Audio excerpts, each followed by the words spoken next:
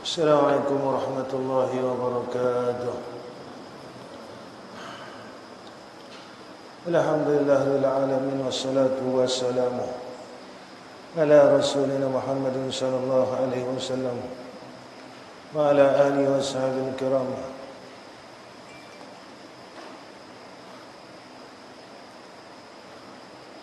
Asyhadu an la ilaha illallah wahdahu la syarika lah wa asyhadu anna Muhammadan abduhu wa rasuluh. Allahumma salli ala sayyidina Muhammad wa ala alihi wasallam.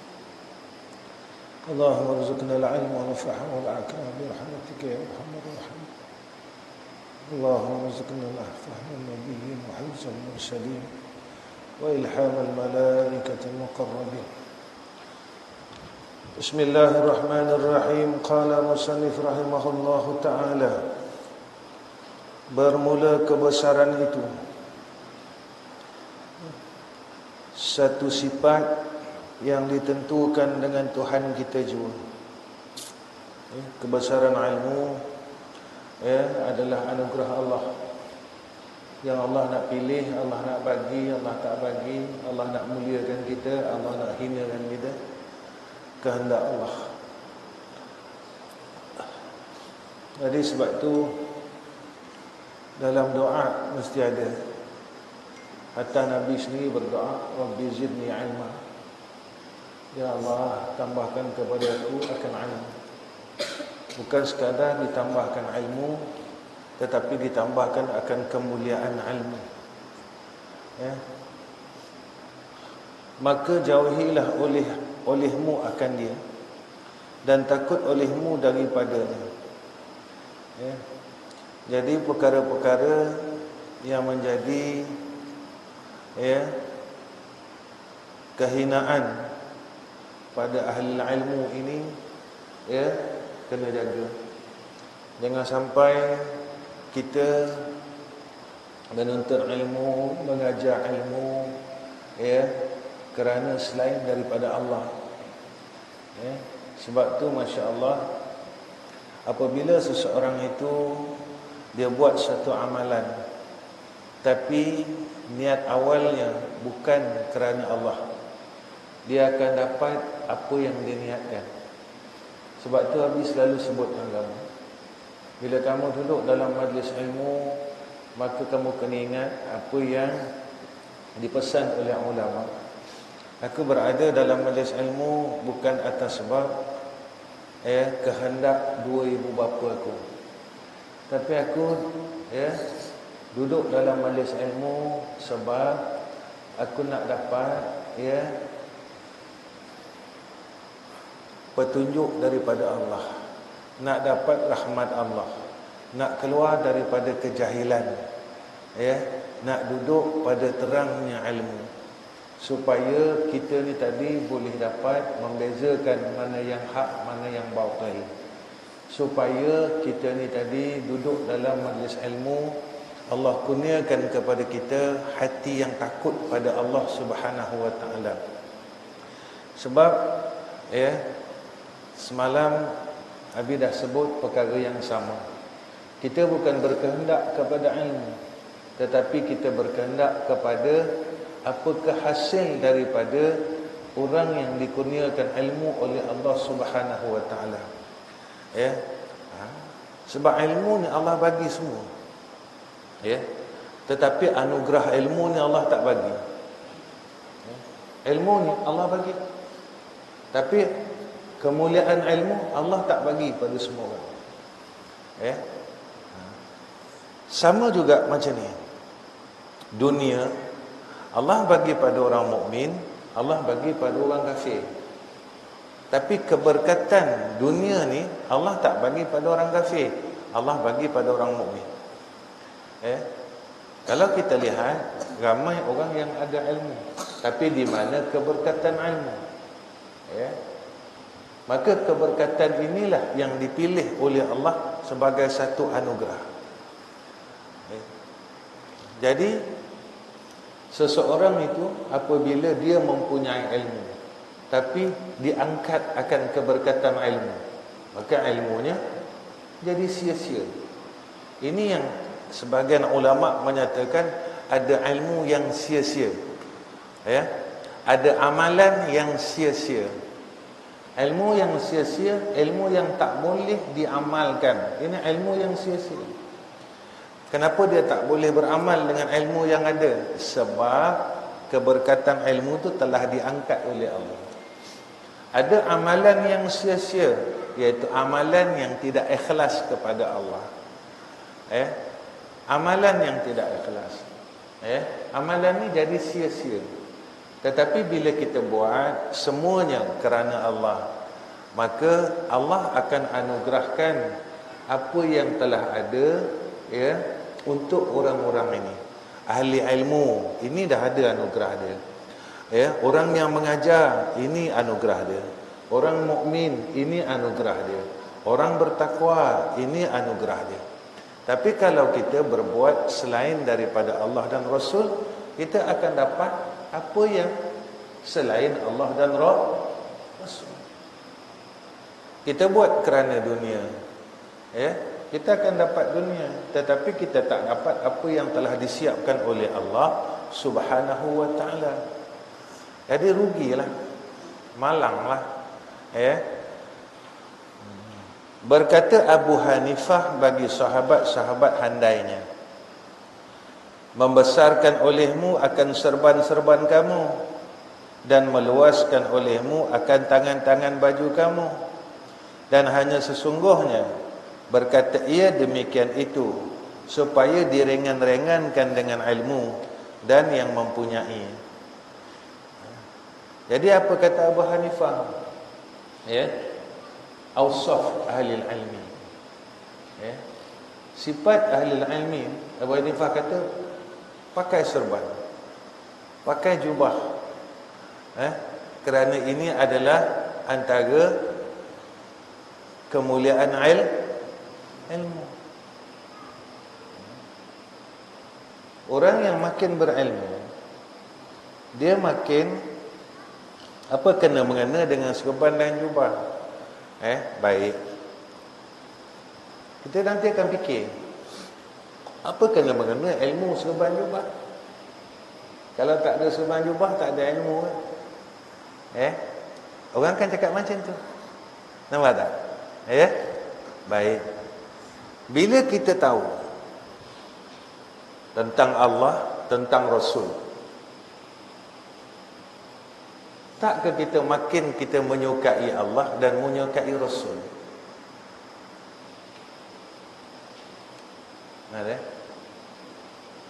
Bila kita tahu tentang Al-Quran, takkah kita makin menyukai Al-Quran? Bila kita tahu tentang malaikat, tidakkah kita datang menyukai malaikat itu sendiri? Yakin kita? Begitu juga kita tahu dengan akhirat, takkah bertambah menyukai akhirat itu sendiri? Baik. Apa makna takwa? Apa makna mazmumah dan mahmudah? Dalam kitab Qatrul Ghasyiyah yang kita mengaji dulu, apa kata ulama? Yang dikatakan mahmudah, yang dikatakan mazmumah, iaitu orang yang taat dengan Allah. Orang yang boleh menyelesaikan mazmumah dan boleh menghiaskan dirinya dengan mahmudah, iaitu orang yang taat dengan Allah. Orang yang taat dengan Allah ini yang dinamakan sifat orang yang bertakwa kepada Allah. Orang yang bertakwa kepada Allah ini tadi, mana jalan dia? Tengok dalam Quran. Qul in kuntum tuhibbunallaha fattabi'uni yuhibbukumullah. Orang yang mencintai Allah, mengasihi Allah, dia akan mengikuti Nabi Muhammad sallallahu alaihi wasallam, syariatnya. Maka orang yang mengikut syariat yang dibawa oleh Nabi Muhammad sallallahu alaihi wasallam, maka tanda ia mencintai Allah. Baik, tengok pula pada hadis akhir zaman. Nabi kata besok apabila hampirnya kiamat, maka sunnah aku mula ditinggalkan sedikit demi sedikit. Nabi kata sunnah aku mula ditinggalkan sedikit demi sedikit. Bukan sekadar sunnah yang wajib, sunnah yang sunat ditinggalkan sedikit demi sedikit. Sikit orang tinggalkan sunnah Rasulullah sallallahu alaihi wasallam. Alasannya macam-macam. Ya. Daripada sudut alasan agamanya, daripada sudut alasan dunianya. Ya. Apa alasan yang selalu kita dengar? Murid-murid dia kata tak layak pakai serban. Kenapa dia? Sebab belum alim. Kalau begitulah apa yang dididik oleh Rasulullah sallallahu alaihi wasallam, apa yang Nabi buat tak layak kita ikut sebab kita tak sama dengan Nabi Muhammad sallallahu alaihi wasallam. Kalau murid pakai serban sama dengan guru. Kalau begitu sahabat tak boleh ikutlah sunnah Nabi sebab menyamai Rasulullah sallallahu alaihi wasallam. Melanggarlah adabnya dengan Rasulullah sallallahu alaihi wasallam. Kita memakai ini kerana kita mencintai Nabi Muhammad sallallahu alaihi wasallam, bukan sekadar berselawat sahaja. Apa yang Nabi buat kita nak ikut semampu mungkin. Jadi kebesaran ulama, kalau dilihat ulama-ulama silam, tak ada satu ulama yang tak pakai serban. Sampaikan ulama-ulama terdahulu, maka jubah ini menjadi ukuran kepada ulama-ulama terdahulu. Apa dia? Jika mana lengannya kecil, maka martabat ilmunya rendah. Kalau lengannya besar, ketika itu dia digelar Syekhul Kabir. Itu kata Abu Hanifah, luaskan lengan-lengan jubahmu. Kenapa? Sebab maksud daripada kalamnya, luaskan ilmu-ilmu. Sebab tanda ulama-ulama besar terdahulu iaitu pada lengan jubahnya. Lagi besar lengan jubahnya, ketika itu martabat dia sebagai guru yang besar, ilmunya banyak. Jadi bukan suruh meluaskan lengan jubah, tetapi Abu Hanifah berpesan kepada kita supaya kita meluaskan akan ilmu. Tapi orang sekarang nak mula, nampak tak? Ditukar tradisi. Ya, maka orang dulu mengikut ulama, ya, mengikut ulama-ulama terdahulu. Benar apa kata Nabi sallallahu alaihi wasallam. Ya, itu dia. Besok akhir zaman, besok hilang. Sedikit demi sedikit, sedikit demi sedikit orang buang. Ya, orang buang. Sunnah ini dibuang oleh orang. Orang dah lupakan sunnah Rasulullah sallallahu alaihi wasallam. Orang buang satu.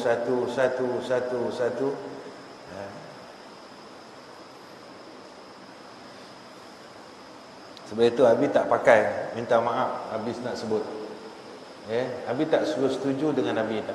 Habib tak setuju. Tapi Habib tak pakai kaedah seorang murid dia tak boleh pakai serban kerana gurunya pakai serban, maka melanggar adabnya. Ya, Habib tak pakai yang ni. Sebab dia bercanggah dengan apa yang dibuat oleh sahabat Nabi sallallahu alaihi wasallam, kerana sahabat Nabi, ulama-ulama dahulu semuanya memakai serban dan mengikut akan sunnah Rasulullah sallallahu alaihi wasallam.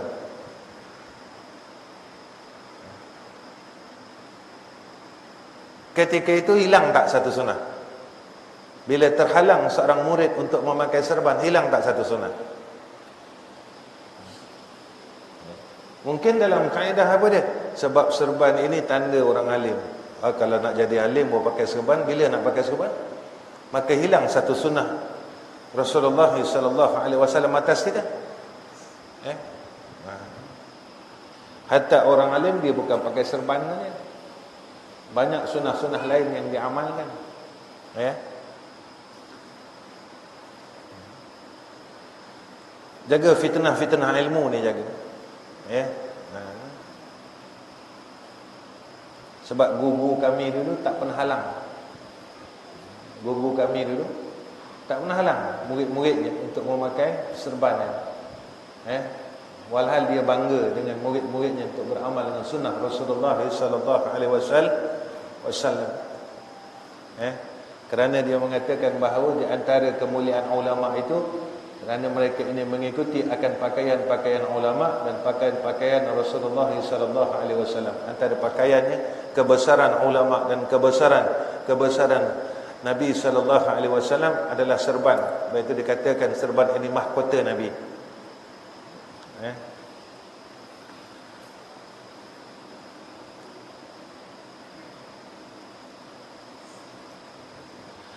Dan sayugianya bagi yang mentuti ilmu itu bahawa mencerai berai,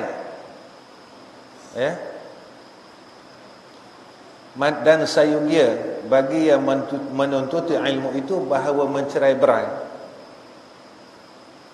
boleh. Baik.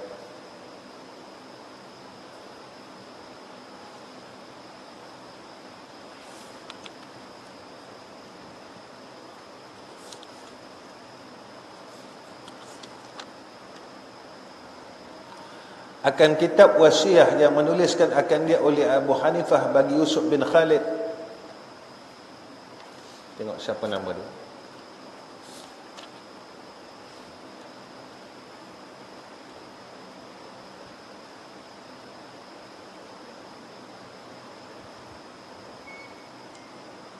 As-Simti.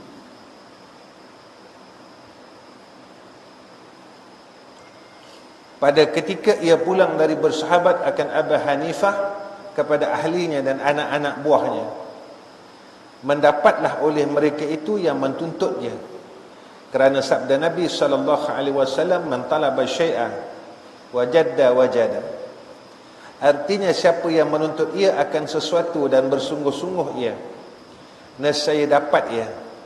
Siapa yang bersungguh-sungguh maka dapat. Man jadda wajad. Siapa nak sesuatu maka dia mujahadah. Nak keberkatan ilmu, mujahadah.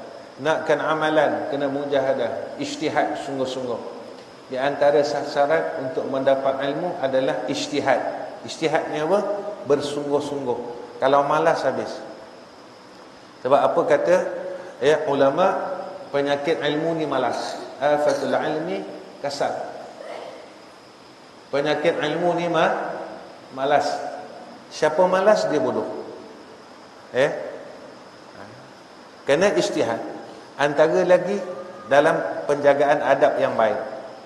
Adab ni bukan sekadar adab kita dengan guru. Adab kita dengan guru, adab kita dengan Allah, adab kita dengan Rasul, adab kita dengan ilmu. Adab kita dengan sekalian ahli ilmu. Kena ada benda-benda ni. Dan adalah tuan guru kami Syekh Imam Burhan A'immah Ali bin Abi Bakar Qaddasallahu ruhahul aziz menyuruh ia akan aku dengan menyurat akan dia pada ketika pulang aku kepada negeriku, dan aku menyurat akan dia, dan tak dapat tidak daripadanya bagi guru-guru dan tok-tok mufti pada kerja buat serta manusia itu. Maknanya dipesan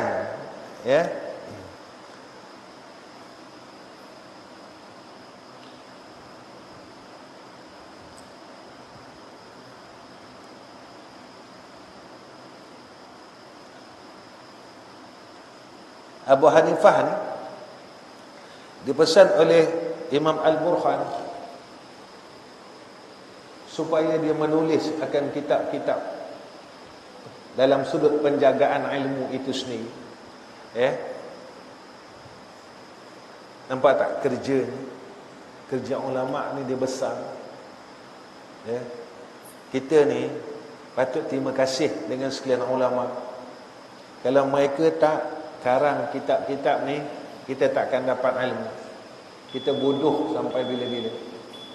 Mereka berusaha fikir untuk kita ni tadi, umat yang terdahulu memikirkan umat yang sekarang.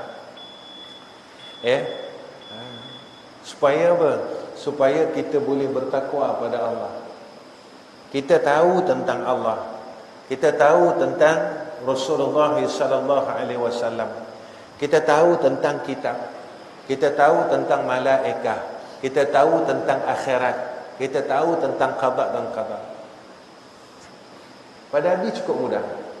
Segala perjalanan kehidupan ini adalah bagi menyempurnakan akan apa yang disebut oleh Nabi dalam hadis, 4 perkara. Ma huwal Islam, ma huwal iman, ma huwal ihsan, ma mata sa'ah. 4 perkara. Bagi menyempurnakan Islam, bagi menyempurnakan iman, bagi menyempurnakan ihsan, bagi persiapan untuk kita kepada akhir ni. Ilmu yang kita tuntut, ilmu yang kita belajar bagi menyempurnakan syariat. Ilmu yang kita tuntut, ilmu yang kita belajar bagi menyempurnakan akidah. Ilmu yang kita tuntut, ilmu yang kita belajar bagi menyempurnakan ihsan. Apa dia? Keikhlasan kita. Supaya syariat kita ikhlas, akidah kita ikhlas. Syariat kita ikhlas, beramal ikhlas. Faman kana yarju liqa'a rabbih falyamal amalan salihan wa la yusyrik biibadati rabbih ahada. Ilmu yang kita tuntut semuanya bagi mengikhlaskan akidah. Qul huwallahu ahad, Allahus samad, lam yalid wa lam yulad wa lam.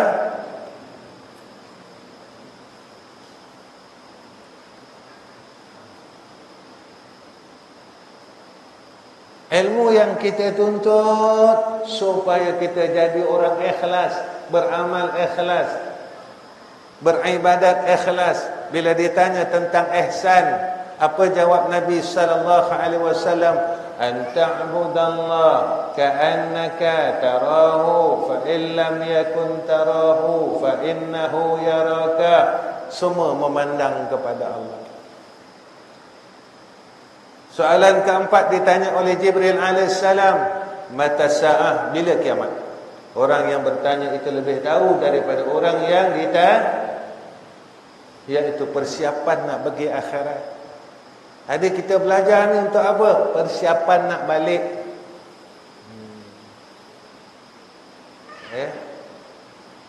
Persiapan nak kiamat. Lepas itu kiamat kecil disebut oleh Nabi sallallahu alaihi wasallam al-maut. Sebab itu apa kata Nabi sallallahu alaihi wasallam? Al-kayyisu man dana nafsahu wa amila lima ba'dal mauti. Orang yang ada akal, cerdik, pandai, bijak, man dana nafsahu, dia lawan nafsu dia.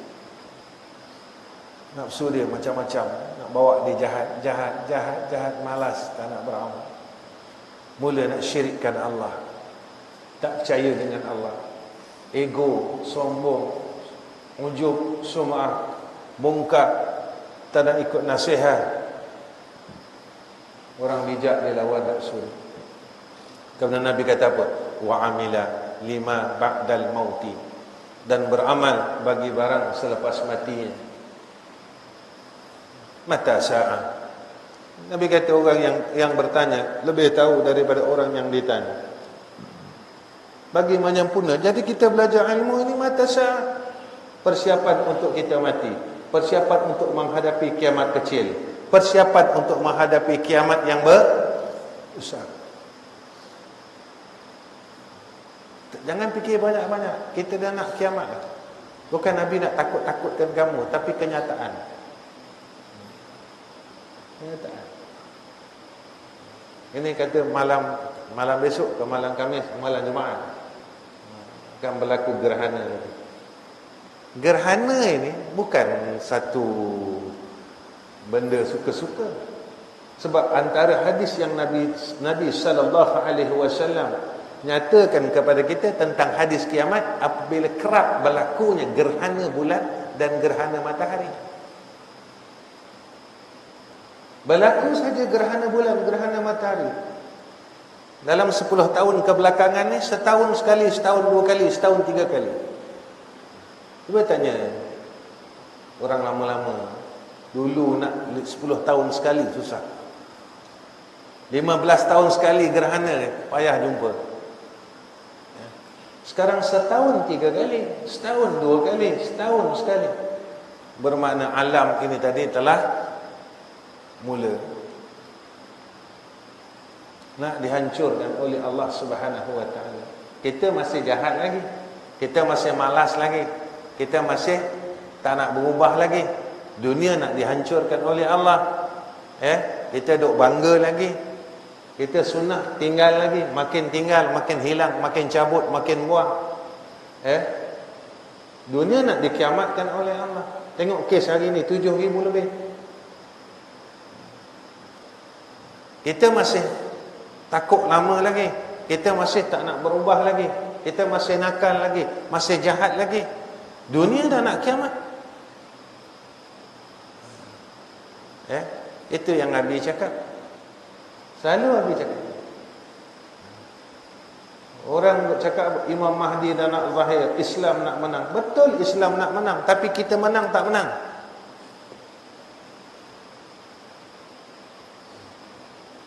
Ketika Imam Mahdi zahir, memang Islam menang. Kita ni menang tak? Kita ni menang atau kalah? Imam Mahdi dan tenteranya memang menang. Kita, apa yang nak keluar ni? Kalimat apa nak keluar kat dahi? Mukmin, kafir. Kita pun tak yakin dengan Allah Ta'ala lagi. Kita pun tinggalkan sunnah Rasulullah lagi. Agak-agak boleh.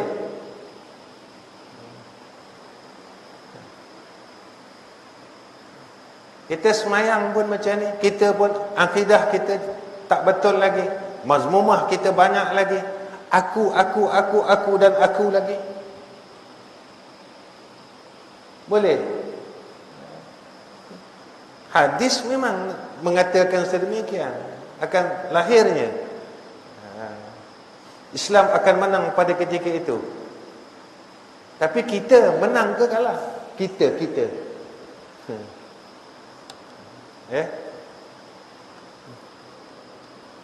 Baik. Faslun fil ikhtiyar في اختيار العلم والأستاذ والشريك والشبات عليه. Ini satu pasal pada menyatakan memilihkan ilmu dan guru dan tolan, dan menyatakan ketetapan atas ilmu. Baik. Sayugia bagi yang menututi ilmu itu, bahawa memilih ia daripada tiap-tiap ilmu itu akan yang terlebih eloknya dan yang dihajatkan kepadanya pada pekerjaan agamanya pada ketika sekarang. Apa ilmu yang patut dia belajar? Fiqh, tauhid, tasawuf. Lagi satu, jangan minta guru kita mengajar kitab tu, kita minta. Tuan guru, ustaz, boleh tak ajar kami kitab ini? Salah adab.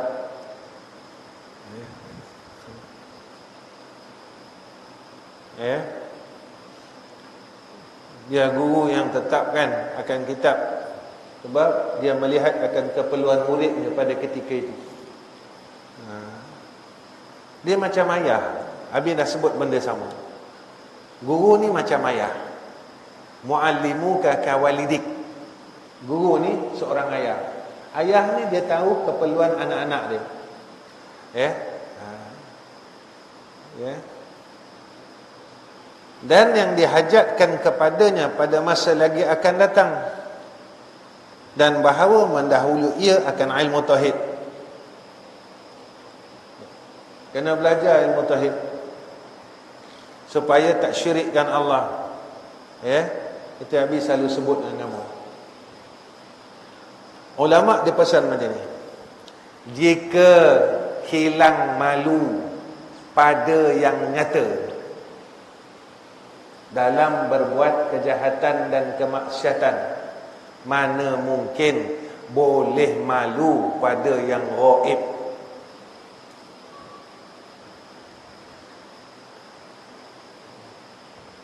Kalau yang nyata pun dah tak malu, nak malu yang gaib macam mana? Buat jahat, buat maksiat, dah tak ada malu dengan yang nyata. Siapa yang nyata? Makhluk. Dengan orang dah tak malu buat jahat, buat maksiat, macam mana nak malu dengan yang gaib, yang tak nampak? Siapa yang tak nampak tapi ada? Allah. Yang nyata pun tak malu, boleh malu dengan Allah. Ya. Perasaan malu dah hilang. Ya. Macam mana nak taat dengan Allah? Yang nyata pun tak boleh taat, apa lagi yang gaib? Seorang murid, dia tak boleh taat dengan gurunya. Macam mana nak taat dengan Allah? Guru dia nyata, Allah gurunya kata macam ni, dia lawan. Macam mana dia boleh taat dengan Allah? Kalau yang nampak pun tak boleh taat, apa lagi yang tak nampak? Jadi inilah macam mana yang kita kata kita takut dengan Allah. Takut. Takut. Tak mungkinlah kita takut. Macam mana kita kata kita orang taat.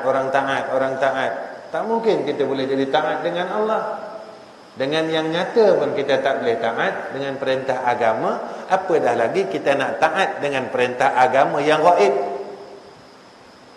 Melainkan yang nyata itu memerintahkan kepada kita perintah yang menyalahi agama, maka kita boleh tak taat. Yang nyata itu pun memerintahkan kepada perintah agama. Yang nyata pun kita lawan, apatah lagi yang gaib. Itu yang Nabi selalu sebut. Tapi selalu baca ayat Qul in kuntum tuhibbunallaha fattabi'uni.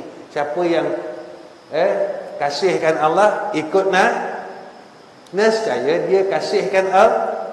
Nabi nyata, nampak, boleh tengok Allah. Siapa yang kasihkan Allah, kasihkan yang gaib, ikut yang nyata, nescaya dia kasihkan yang gaib. Apa ayat seterusnya? Qul in kuntum tuhibbunallaha fattabi'uni yuhibbukumullah. Apa? Faya filakum dzunubakum. Tak dengar? Bukan saja-saja suruh. Bila kita cintakan yang gaib, ikut yang nyata, nescaya kita ini tanda kita mencintai yang gaib. Siapa dia? Apa anugerahnya? Apa bahagiannya? Fa yaghfir lakum dzunubakum. Diampunkan dosa oleh Allah. Allah ampunkan dosa kita. Bukan saja-saja suruh, tidak. Ada bahagian dia ke ujung. Ada hadiahnya, ada anugerahnya, ada natijahnya. Ya. Tapi kalau yang nyata tak boleh ikut, yang nampak pun tak boleh ikut, boleh ikut yang tak nampak tak? Tak boleh. Belajar ikut yang nampak dulu, supaya melahirkan tak nampak nanti pun boleh ikut, yakin.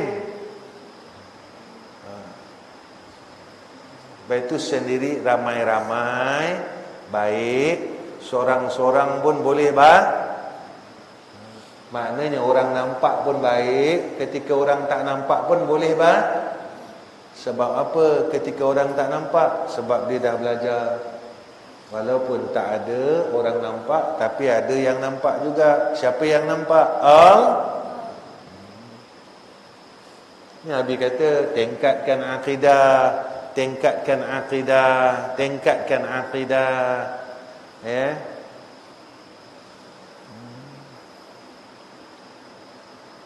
dan mengenal ia akan Allah dengan dalil, ya.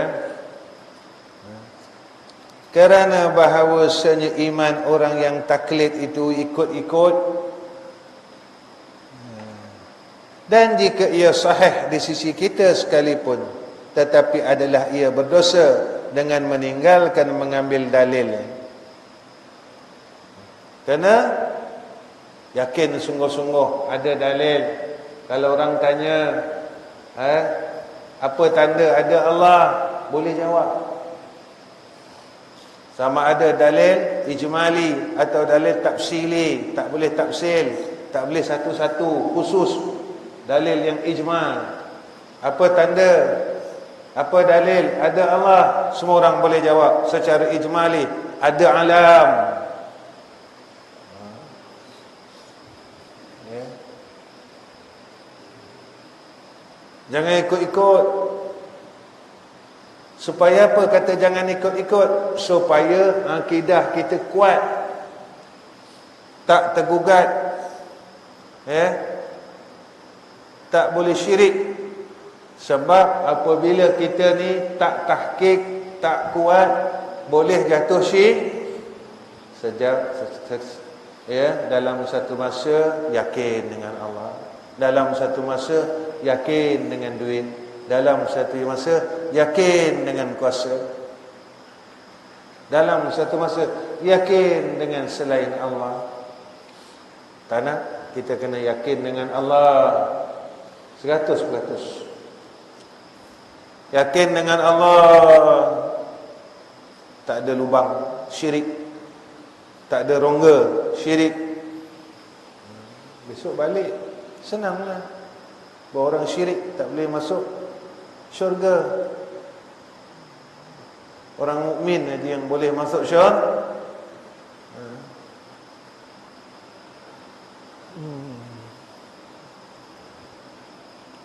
Allah. Apa lagi nak hidup ni? Semua hidup nak balik, ya. Ini nak balik. Orang mati hari-hari, Allah.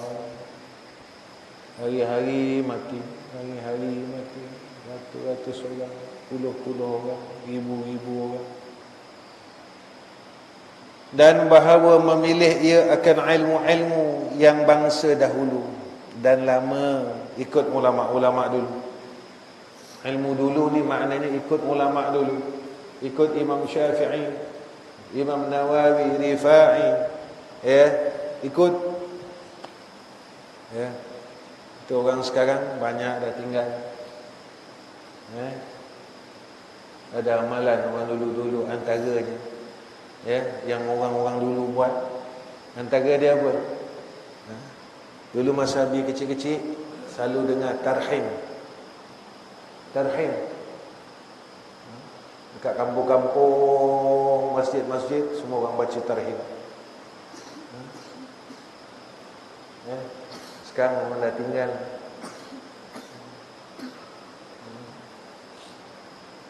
Tarhim ni doa.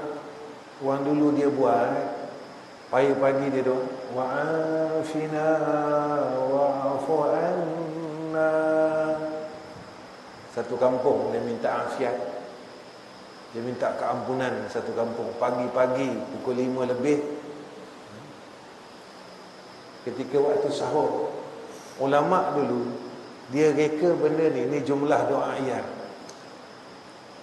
jumlah doa. Itu di kampung-kampung dulu aman, damai, afiat, wa'afina wa'fu anna.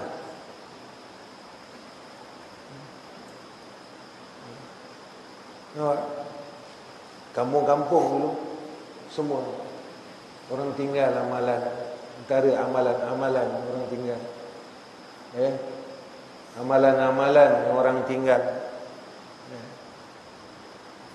Itu apabila doa-doa ini dah hilang 2/3 malam ketika sahur, waktu ishar, orang dah tinggal doa ni. maka kampung-kampung jadi balak, taman-taman jadi balak, masyarakat jadi balak. Orang bertambah, hatinya bertambah rosak. Orang dulu buat bukan saja-saja buat. Yang buat itu dari kalangan ulama. Orang sekarang tinggal langsung dikatakan bahawa Nabi tidak buat. Doa.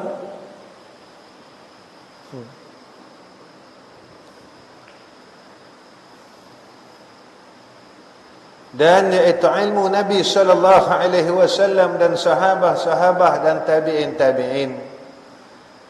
Jangan ilmu-ilmu yang bangsa baru ini. Dan iaitu ilmu-ilmu yang tiada ada pada zaman mereka itu. Bahkan diada-adakan dia baru-baru ini juga. Seperti ilmu mantik dan ilmu hukmah umpamanya. Maksud kata ilmu mantik ini bukan ilmu ilmu mantik ini yang disebut oleh ulama, iaitu ilmu yang boleh membawakan kita pandai bercakap sehingga kan kita jadi mujadalah. Ilmu yang boleh sampai kita bawa kepada mujadalah, pandai cakap tapi jadi membahas, kutuk, mengutuk. Tengok zaman sekarang, Allahu musta'an. Berkata mereka itu, yakni ulama, lazimkan olehmu, wallahu a'lam bishawab. Sampai situ je. Saya malah esok dia sambung. Malah esok.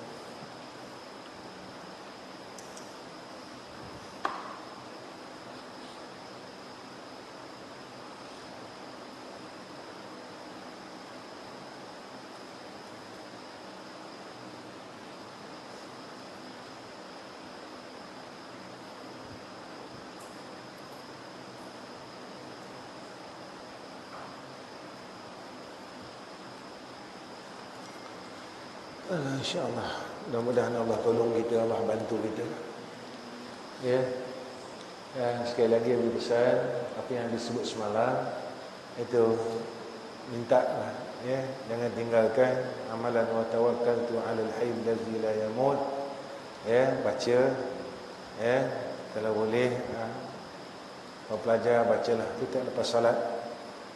Siapa yang jadi imam baca tiap lepas solat 11 kali. Mudah-mudahan Allah jaga kita. Allah jaga kita dan Allah lindungi kita semua dari perkara yang tidak baik, ketentuan yang tidak baik, wabak, penyakit, dan segala balak dan fitnah. Mudah-mudahan Allah masih pandang kita. Allah pimpin hidup kita di dunia dan di akhirat. Allah berkatkan hidup kita di dunia dan di akhirat. Sebenarnya ini yang Allah didik kita. Kita tak boleh meninggalkan Allah dalam apa juga kehidupan, semua perkara. Allah didik kita. Kita tak mampu, tak mampu kita. Buatlah apa pun. Manusia ni tidak akan mampu. Sebab itu kita sentiasa berharap pertolongan Allah. Tetapi kita ni degil, begik. Begik ni dah teruk sangat lah. Kita suka lawan Allah. Dan kita tak mampu pun. Tak mampu. Jika Allah tak kehendak kita, Allah tak angkat kita, Allah tak pilih kita, macam mana hebatlah kita, Allah jatuhkan kita. Tapi kita degil. Betul habis selalu sebut, sampai bila kita nak degil dengan Allah? Sampai bila? Kita nak degil dengan Allah ni sampai bila? Sampai bila? Kita nak degil dengan Allah. Kita tak mampu, kita dah tahu kita tak mampu. Macam mana kita nak lawan dia? Tak bisa selalu sebut, dekatkan diri dengan Allah. Jangan tinggalkan perkara-perkara yang diperintahkan oleh Allah, sama ada yang wajibnya dan yang sunatnya. Jaga akhlak dengan baik. Bila kamu semua dapat jaga akhlak dengan baik, daripada qaulinya, fi'linya, qalbinya, 3 benda. Perkataan kamu baik, perbuatan kamu baik, dan hati kamu baik, Allah kurniakan rahmat atas tempat kita. Nak barakah sesuatu tempat, jadi insan yang saleh, berkat tempat itu. Tempat itu jadi barakah. Kalau perkataan kamu masih tidak baik, perbuatan kamu masih tidak baik, hati kamu masih tidak baik, barakah itu diangkat pada bumi. Tapi selalu pesan pada saya, pesan jadi orang baik. Dalam itu ada ahli ilmu yang baik. Dalam itu ada ahli ibadat yang baik. Dalam itu ada seorang anak yang baik. Tidak semestinya semua orang dalam itu orang alim, tapi mestinya semua orang dalam itu orang soleh. Ada orang alim yang saleh, ada orang yang hafal Quran yang saleh, ada orang abid yang saleh. Semua orang baik. Pada ketika itu bumi ini berkat. Jadi orang saleh. Habis selalu pesan benda itu. Bismillahirrahmanirrahim. Alhamdulillahirabbil alamin. Allahumma shalli ala Muhammad wa ala alihi washabbihi wasallim. Allahumma ij'al hadza jam'ana jam'an marhuma wa tafarraquna min ba'dihi tafarraqan ma'suma. Ya Allah, jika ada keberkatan pada majlis kami pada malam ini, ya Allah, maka Kau angkatkanlah segala wabak dan penyakit COVID-19 ini di negara kami dan di tempat kami, ya Allah. Peliharalah kami semua daripadanya, ya Arhamar Rahimin. Ya Allah, ya Rahman, ya Rahim, jika ada keberkatan dalam majlis kami ini, ya Allah, maka Kau jadikanlah kami afiah daripada segala wabak dan penyakit, ya Arhamar Rahimin. Ya Allah, jika ada keberkatan dengan majlis kami ini, ya Allah, maka Kau pimpinlah kami dan Kau barakahkanlah kami dan keluarga kami, ya Arhamar Rahimin. Ya Allah, kami mohon pemeliharaan-Mu dan perlindungan-Mu daripada segala fitnah, ya Allah, daripada segala kesesatan, ya Allah, kesesatan akidah, kesesatan segala amalan-amalan kami, ya Arhamar Rahim. Ya Allah, jadikan lidah kami lidah orang saleh, jadikan amalan kami, perbuatan orang saleh. Jadikan hati kami hati orang saleh. Kurniakan atas kami hati yang takut kepada Engkau, ya Allah. Kurniakan atas kami hati yang malu dan syukur kepada Engkau, ya Allah. Wa sallallahu ala sayyidina Muhammad wa ala sayyidina Muhammad walhamdulillahi rabbil alamin. Taqabbalallahu minna wa minkum.